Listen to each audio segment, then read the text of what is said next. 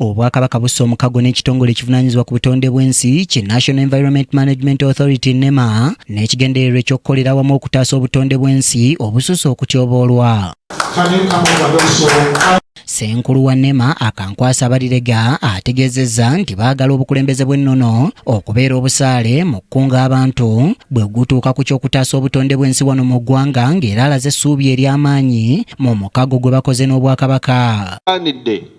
Gubeere ekyokulabirako eri obukulembeze bw'ennono obulala mu Uganda okwegatta ku mulimu guno ogw'okutembeeta obutonde bw'ensi, kubanga okukuuma obutonde si kyakwejalabya wabula kya bulamu bwaffe.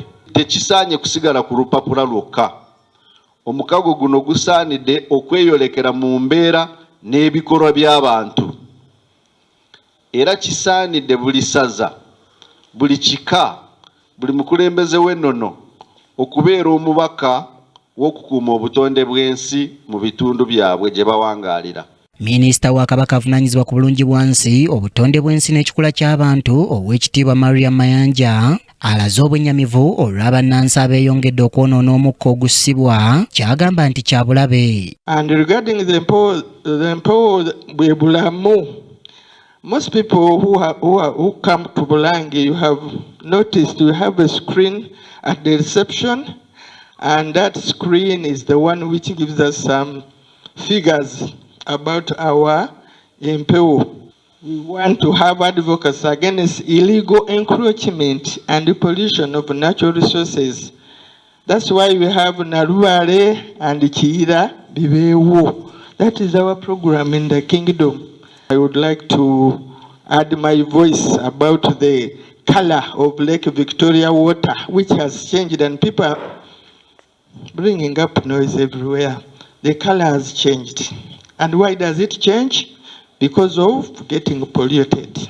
Mu kwogera kwe, Kamalabyonna wa Buganda Charles Peter Mayiga ategeezezza nti singa Bannayuganda basuulirira okuuma obutonde bw'ensi, kyandireeta akatyabaga mu masiga ag'ebika kubanga byonna birina akakwate ku butonde bw'ensi. Olwaleero tutongoza omukago wakati w'Obwakabaka ne NEMA, ekitongole kya gavumenti ekivunaanyizibwa okukuuma obutonde bw'ensi.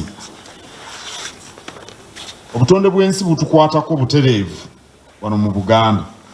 Bwe tutakuuma n'okutaasa obutonde bw'ensi, ebisolo, ebinyonyi, ebyennyanja, ebimera nga bingi ku byo miziro gyaffe bijja kubulwa we bibeera.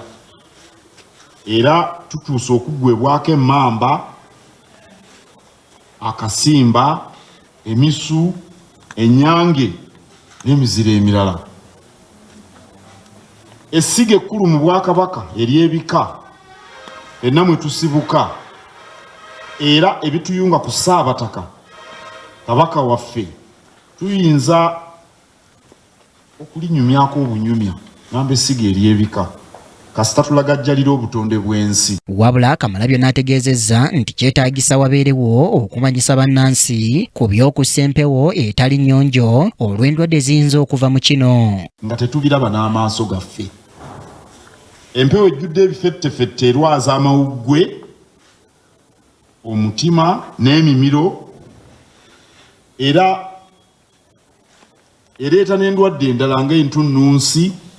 W'emikago gino tugenda kulondoola omutindo gw'empewo, omutindo gw'obutonde bw'ensi, kituyambe okusitula obutonde bw'ensi nga tukola ekyetaagisa, naddala nga tulwanyisa buli kyonna ekidobonkanya obutonde bw'ensi. Kyambadde Shadrack Joshua, KTV Amalindire.